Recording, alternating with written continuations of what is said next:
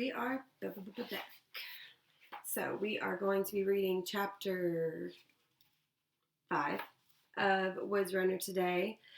So go ahead and do what you've been doing or supposed to have been doing and pull up the doc, and I will read you the questions that you're supposed to be answering for today for chapter 5. So let Miss Shelton find those real quick. Okay, perfect. So, chapter 5, the questions are number 1, when did you stop being a child of the frontier? Number 2, what did the attackers have that the settlers didn't? I said that kind of fast. Let me read that one again. Number 2, what did the attackers have that the settlers didn't? Number 3, what did Samuel forget? And number 4, how did Samuel get his nickname? Do you have a nickname? How did you get it? So if you don't have a nickname, make up what you would want your nickname to be and why you would want your nickname to be that. And hopefully you've already answered the questions from the vocabulary this morning. Okay, so again, the questions for chapter 5 shouldn't be that hard. But make sure that you are saving yourself the time and effort and answering them as you go along. So we are about to get started. Chapter 5. Samuel was just 13, but he lived on a frontier where even when things were normal, someone his age was 13 going on 30. Childhood ended when it was possible to help with chores, but for a healthy boy or girl, it ended at 8 or 9, possibly 10. Because of his parents' nature, their lack of physical skills, their joy and gentleness, their love of books and music, their almost childlike wonder in knowing all they could about the whole wide world, but not necessarily about the world right in front of them, Samuel had become the provider for his family. As he embraced the forest, his skill at hunting grew. Actually, the forest embraced him, took him in, made him, as the French said, a courrier du bois. It's in French. A woods runner. Soon he provided meat for nearly the whole settlement, and in turn the other men and women helped Samuel's parents with their small farm and took over Samuel's chores when he was in the woods. Samuel's knowledge grew until when he heard a twig break, he would know whether it was a deer or a bear or a squirrel that broke it. He could look at a track and know when the animal or man made it, and whether or not the creature was in a hurry, and if so, why, and how fast it was going, and what, if anything, was chasing it, and how close the pursuer might be. And the more he was in the woods, of the wild, of the green, the less he was of the people. He sometimes enjoyed being with others, and of course he loved his parents, but his skills and his woods knowledge set him apart, made him different. His neighbors in the settlement saw this, and they sought him out when they had a question about the forest or about game. Now remember, game isn't like an actual game. It's like another word for animals that you hunt. They marveled at him, thought of him as a kind of seer, someone who could know more than others, divine things in a spiritual way. Samuel knew this was not the case. He had just learned to see what others could not. Now he had brought to the fore all his knowledge to read sign as he met the day. He was on his feet before the first light broke through the trees. He woke desperately thirsty and went to the creek that trickled past the rear of the cabin.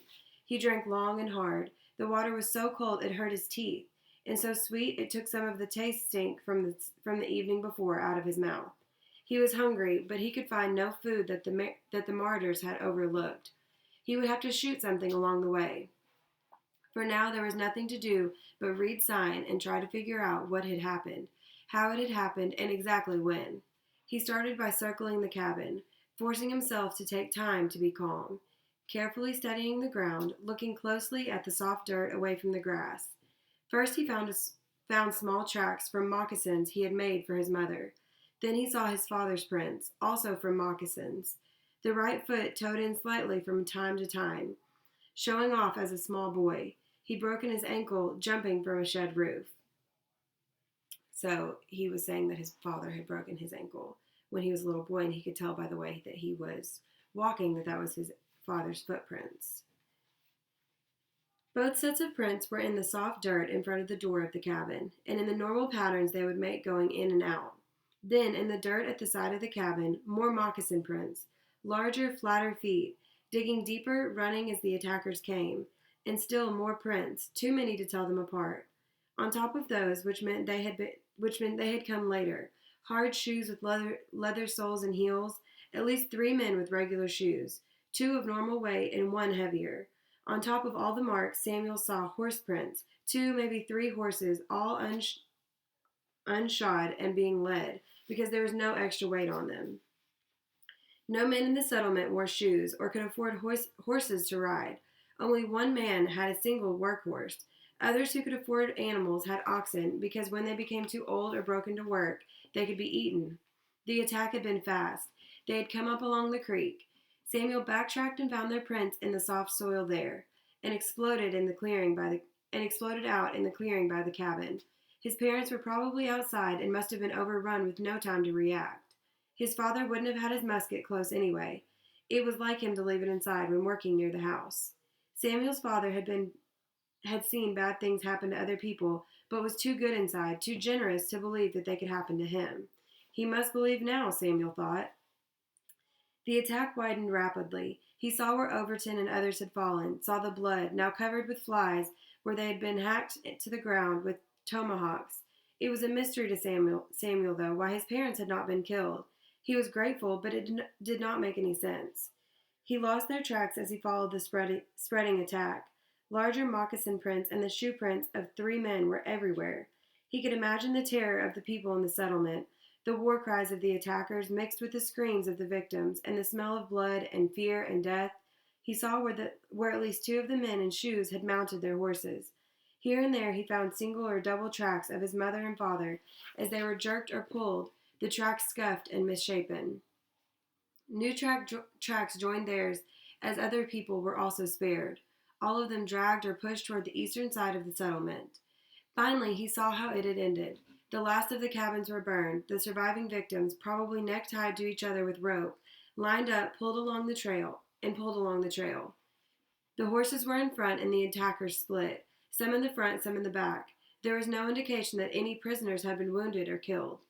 When had it happened? He started following the tracks, which a blind man could have followed, and let his mind work on that question.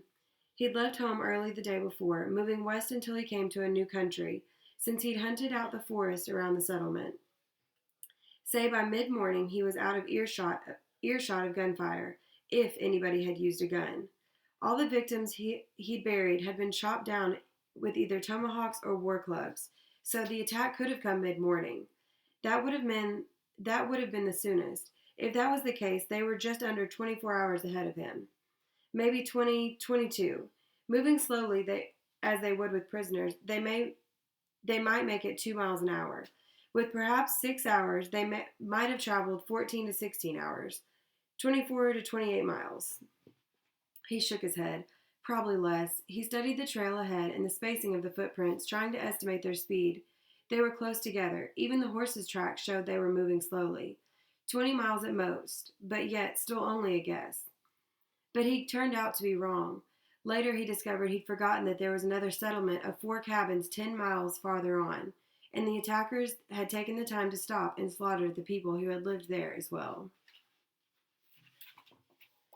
Okay, that was all for chapter 5. So go ahead and answer those questions, and be sure you hit turn in when you get done, and I will see you guys tomorrow for chapter 6.